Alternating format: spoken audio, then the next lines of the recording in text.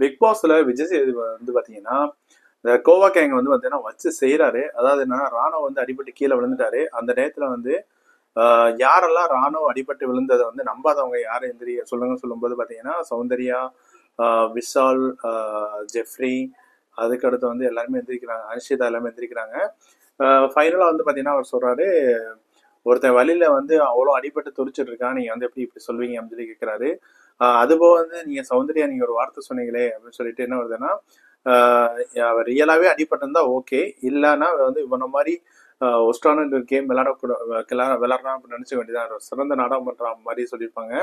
அதான் வந்து கிளியரிங் வச்சிட்டு இருக்காரு. இது எப்படி சொல்றீங்க, ஒரு ரியலாவே ஒரு மனிதாபிமானத்துல ஒருத்தர் ரியலாவே அடிபட்டு கிடக்கும் போது இந்த மாதிரி விஷயங்கள் சொல்லக்கூடாது, நீங்க வந்து போய் முன்னாடி நின்றுக்கணும், அப்படி நிக்காம வந்து பாத்தீங்கன்னா இப்படி பண்ணது வந்து ரொம்ப ரொம்ப தப்பு அப்படின்னு சொல்லியிருக்காங்க.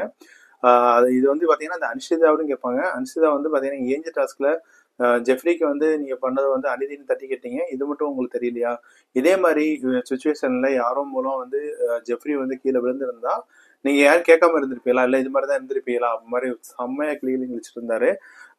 இதுல வந்து பாத்தீங்கன்னா யாருக்குமே ஆன்சர்ல அன்ஷிதாவும் சரி, இவ சௌந்தர்யாவும் சரி, அவர் கேட்ட கேள்வி பதிலே இல்லை. என்னடா பதில் சொல்றது, மனுஷன் என்னடா அப்படி வச்சு செய்யறாரு அப்படின்னு சொல்லி கேட்டிருந்தாங்க.